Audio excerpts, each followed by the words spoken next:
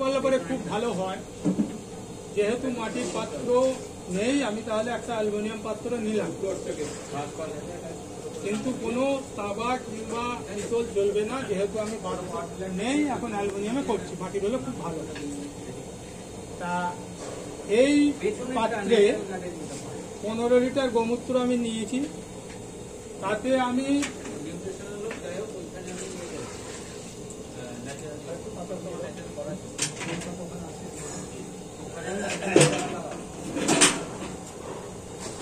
আমি এখানে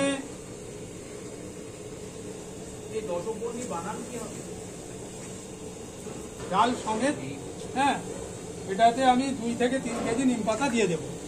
হ্যাঁ, দেওয়া হলো। এবার দেব যে তামাক পাতা, এর মতো আমি এগুলো দিচ্ছি। যেহেতু বলেছি যে ফেলে দেওয়া জিনিস আমাদের কিনতে হবে না, এগুলোকে এরকম দিয়ে দিলাম।